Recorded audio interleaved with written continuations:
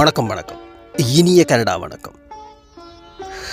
மீண்டும் உங்கள் எல்லோரையும் நான் சந்திப்பதில் பெரும் மகிழ்ச்சி அடைகின்றேன். இது ஆர் மோகன், கனேடிய தமிழ் காற்றூடாக வான் காற்றூடாக உங்களோடு பேசுகின்றேன். இந்த வான் காற்றூடாக ஓர் கவிதை. இந்த கவிதை எழுதியவர் கனடாவில் இருந்து சகோதரி தமிழ் செல்வி. அந்த நல்ல உள்ளத்துக்கு நன்றிகள் சொல்லிக்கொண்டு நான் கவிதைக்குள் அடியெடுத்து வைக்கின்றேன். கவிதை. அழகிய அந்த நாட்கள். ஆக்கம் கனடாவில் இருந்த சகோதரி தமிழ் செல்வி. காலத்தால் அழியாத உறவொன்று எண்ணியே அவள் இருக்க, காலத்தின் கட்டாயம் வேலையின் காரணமாக காலங்கள் உருண்டோடிக்கொண்டே இருந்தன. ஆண்டோ 10-15 ஆண்டுகள் ஆகிவிட்ட வேளையில் எங்கிருந்தோ வந்த காற்று அடித்து குடும்பமே நிலை குலைந்து விட்டது.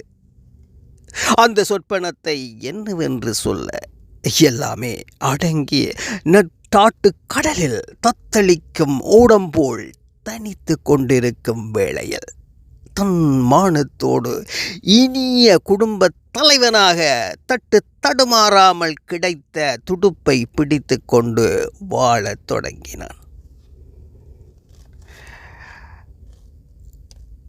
காலத்தால் அழியாத உறவொன்று எண்ணியே அவன் இருக்க, காலத்தின் கட்டாயம் வேலையின் காரணமாக காலங்கள் உருண்டோடிக்கொண்டே இருந்தன.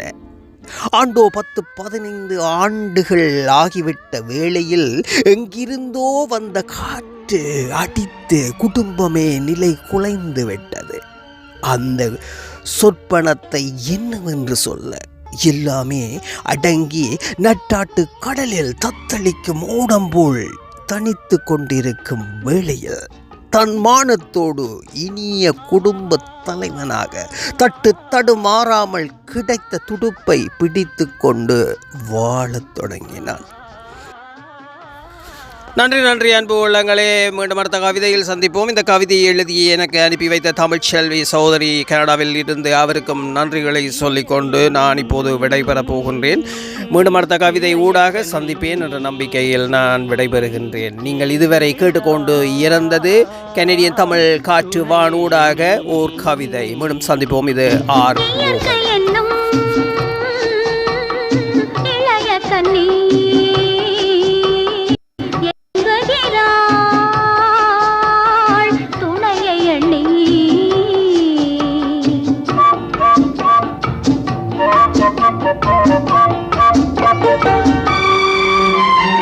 பொன்னிறத்து மெல்லிடையில் பூவாட பொட்டு வைத்த வண்ணமுகம் நீராட.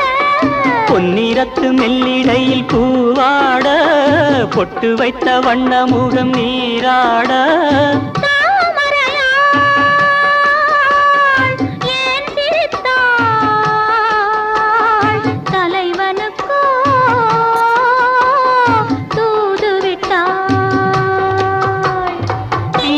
என்னும் இளைய கண்ணி ஏங்குகிறாள் துணையை எண்ணி.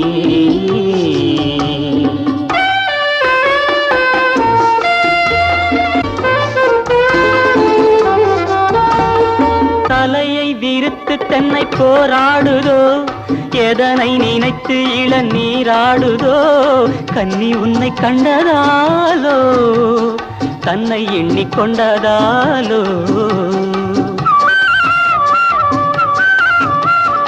இலைகள் மரத்துக்கென்ன மேலாடையோ, இடையை மறைத்து கட்டும் நூலாடையோ. கட்டிக்கொண்ட கள்வன் யாரோ, கள்வனுக்கும் என்ன பேரோ. இயற்கை என்னும் இளைய கண்ணி ஏங்குகிறாள் துணையை எண்ணி.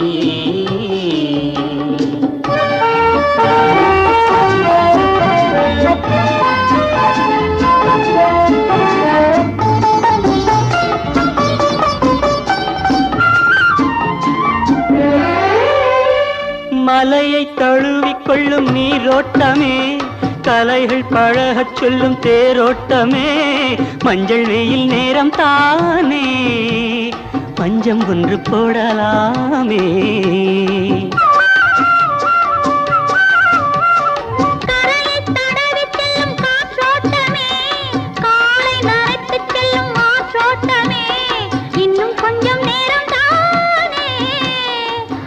பட்டு பேசலாமே.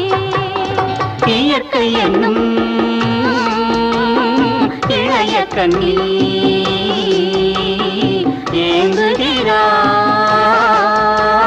துணையை எண்ணி.